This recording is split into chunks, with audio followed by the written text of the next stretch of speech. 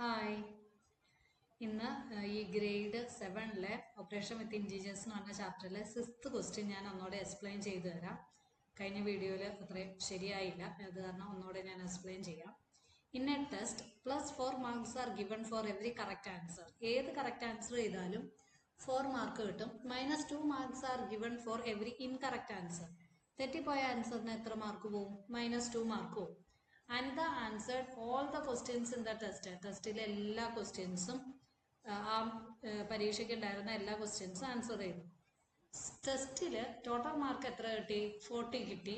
Even though 50 of her answers were correct. 15 answers correct ആയിരുന്നു. അങ്ങനെയാണെങ്കിൽ how many of her answers were incorrect? എത്ര incorrect ഉണ്ട്? How many questions are there in the test? ടെസ്റ്റിൽ എത്ര questions ഉണ്ട്? അപ്പം incorrect ആൻസേഴ്സിനെ നമ്മൾ ഹെഡ്സ് ആയിട്ട് എടുക്കും. 15 ആൻസേഴ്സ് കറക്റ്റ് ആണെന്ന് പറഞ്ഞിട്ടുണ്ടല്ലോ. അപ്പം 15 × 4 എന്ന് പറയണതായിരിക്കും ആ കുട്ടിക്ക് കിട്ടിയ മാർക്ക്. പ്ലസ് പിന്നെ ഓരോ ഇൻകറക്റ്റ് ആൻസറിന് 2 മാർക്ക് പോയിക്കൊണ്ടിരിക്കണം. അപ്പം x × -2 ടോട്ടൽ എത്ര മാർക്ക് കിട്ടി? 40 മാർക്ക് കിട്ടി. അപ്പം ഇത് നമ്മൾ മൾട്ടിപ്ലൈ ചെയ്യാം. 15 × 4 എന്ന് പറയുമ്പോൾ 60 പ്ലസ് -2x = 40 പ്ലസ് 16 അപ്പുറത്തേക്ക് പോകുമ്പോൾ എന്തായിട്ട് മാറും? -60 ആയിട്ട് മാറും. അപ്പം -2x = 40 - 60 അപ്പം എത്രയായി? -20. -2 ടൈംസ് x എന്ന് പറയണതാണ് -20. അപ്പം x എന്ന് പറയണത് എത്രയായിരിക്കും? ഈ × 2 ഇപ്പുറത്തേക്ക് പോകുമ്പോൾ എത്രയായിട്ട് മാറും? ÷ 2 ആയിട്ട് മാറും. അപ്പം -20 ഡിവൈഡഡ് ബൈ -2. അപ്പം x എന്ന് പറയണത് എത്രയായി? 10. അപ്പം ഇൻകറക്റ്റ് എത്ര ആൻസേഴ്സ് ഉണ്ടായിരുന്നു? 10 ഉണ്ടായിരുന്നു. കറക്റ്റ് എത്ര ഉണ്ടായിരുന്നു? 15 ഉണ്ടായിരുന്നു. അപ്പോൾ ടോട്ടൽ നമ്പർ ഓഫ് ക്വസ്റ്റ്യൻസ് എന്ന് പറയുന്നത് എത്രയായിരിക്കും വന്നത്? 25 ആയിരിക്കും.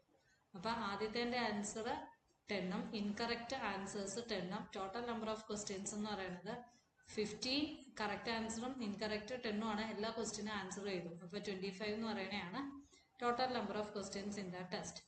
അടുത്ത പറഞ്ഞിരിക്കുന്നത് Anil scored -10 marks even though he had 5 correct answers. 5 correct answers ഉണ്ടായിരുന്നെങ്കിൽ കൂടിയും ആ കുട്ടിക്ക് എത്ര മാർക്കേ കിട്ടിയുള്ളൂ? -10 മാർക്കേ കിട്ടിയുള്ളൂ. അങ്ങനെയാണെങ്കിൽ എത്ര ഇൻകറക്റ്റ് ആൻസേഴ്സ് ഉണ്ടായിരുന്നു? Did he leave any questions unanswered? ഏതെങ്കിലും ക്വസ്റ്റ്യൻ ആൻസർ ചെയ്യാതെ വിട്ടിട്ടുണ്ടായിരുന്നോ? അപ്പൊ ടോട്ടൽ മാർക്ക് എത്രയാണ് കിട്ടിയേക്കണത്?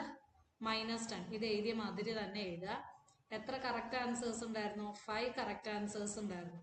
അപ്പോൾ ഓരോ കറക്റ്റ് ആൻസേഴ്സിന് എത്ര മാർക്ക് കിട്ടും? 4 മാർക്ക് കിട്ടും. പ്ലസ് ഇൻകറക്റ്റ് ആൻസേഴ്സ് അറിയില്ല. ഇൻകറക്റ്റ് ആൻസേഴ്സിന് നമ്മൾ എക്സ് ആയിട്ട് എടുത്തു. ഓരോ ഇൻകറക്റ്റ് ആൻസറിന് -2 മാർക്ക് വീതം വെച്ച് പോകും. അപ്പോൾ 5 ടൈംസ് 4 എന്ന് പറയുമ്പോൾ 20 -2x എന്ന് പറയുമ്പോൾ -10 പ്ലസ് 20 ഇപ്പുറത്തേക്ക് പോകുമ്പോൾ എന്തായിട്ട് മാറും? -20 ആയിട്ട് മാറും. അപ്പം -10 -20 അപ്പം -2x എന്ന് പറയുന്നത് എത്രയായി? -30 ആയി. -2 × x ആണ് -30. അപ്പൊ x എന്ന് പറയുന്നത് എത്രയായിരിക്കും വന്നത്? -30 ഡിവൈഡഡ് ബൈ -2. -30 ഡിവൈഡഡ് ബൈ -2 എന്ന് പറയുന്നത് എത്രയാണ് കിട്ടുന്നത്? +15. അപ്പൊ എത്ര ഇൻകറക്റ്റ് ആൻസേഴ്സ് ഉണ്ടായിരുന്നു? 15 ഇൻകറക്റ്റ് ആൻസേഴ്സ് ഉണ്ടായിരുന്നു. പിന്നെ മൊത്തം എത്ര കറക്റ്റ് ആൻസേഴ്സ് ഉണ്ടായിരുന്നു? 5 കറക്റ്റ് ആൻസേഴ്സ് ഉണ്ടായിരുന്നു. മറ്റേ അതിന് തൊട്ട് മുന്നേ ഉള്ള പ്രോബ്ലത്തിൽ മൊത്തം എത്രയുണ്ട്? 25 ക്വസ്റ്റ്യൻസ് ഉണ്ട്, അല്ലെങ്കിൽ 25 ടോട്ടൽ ആൻസേഴ്സ് ഉണ്ട്. ഇത് രണ്ടും കൂടി ആഡ് ചെയ്യുമ്പോൾ നമുക്ക് 20 കിട്ടുന്നുള്ളൂ. അപ്പൊ ടോട്ടൽ നമ്പർ ഓഫ് ക്വസ്റ്റ്യൻസ് എന്ന് പറയുന്നത് 25 ആണ്. അതിൻ്റെ അകത്ത് അൺആൻസേർഡ് ഉണ്ട്, കറക്റ്റ് ആൻസർ ഉണ്ട്, ഇൻകറക്റ്റ് ആൻസർ ഉണ്ട്. 25ൽ നമുക്ക് അൺആൻസേർഡ് ക്വസ്റ്റ്യൻ ആണ് എത്രയാണെന്ന് കണ്ടുപിടിക്കേണ്ടത്. കറക്റ്റ് പ്ലസ് കറക്റ്റ് 5ഉം ഇൻകറക്റ്റ് 15ഉം ആണ് വന്നത്. അപ്പോൾ 15 + 5 എത്രയാണ് വന്നത്? 20 ഈക്വൽ ടു. അപ്പൊ അൺആൻസേർഡ് എത്രയാണെന്നാണ് കണ്ടുപിടിക്കേണ്ടത്. അപ്പൊ +20നെ ഇപ്പുറത്തേക്ക് കൊണ്ടുവരുമ്പോൾ എന്തായിട്ട് മാറും? -20 ആയിട്ട് മാറും. അപ്പൊ 25 - 20 എന്ന് പറയണതാണ് നമ്പർ ഓഫ് അൺആൻസേർഡ് ക്വസ്റ്റ്യൻസ്. എന്ന് വെച്ച് കഴിഞ്ഞാൽ 5 ക്വസ്റ്റ്യൻസ് എന്ത് ചെയ്തിട്ടില്ല? ആൻസർ ചെയ്തിട്ടില്ല. അതുകൊണ്ടാണ് ആ കുട്ടിക്ക് എത്ര മൊത്തം വന്നത്? -10 വന്നത്. ഇത് നമുക്ക് സ്റ്റെപ്പായിട്ട് എഴുതുവാണെങ്കിൽ അനിതയ്ക്ക് 15 കറക്റ്റ് ആൻസേഴ്സ് ആണുള്ളത്. ഓരോ കറക്റ്റ് ആൻസറിനും പ്ലസ് മാർക്ക് കിട്ടും. അപ്പോൾ 60. അനിതയുടെ ടോട്ടൽ സ്കോർ 40 ആണ്. എത്ര മാർക്ക് നഷ്ടപ്പെട്ടു? 20 മാർക്ക് നഷ്ടപ്പെട്ടു.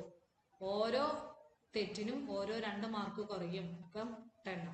അപ്പം 10 ഇൻകറക്റ്റ് ആൻസേഴ്സ്. ടോട്ടൽ എന്ന് പറയുമ്പോൾ 10ഉം 15ഉം ആഡ് ചെയ്യുമ്പോൾ 25.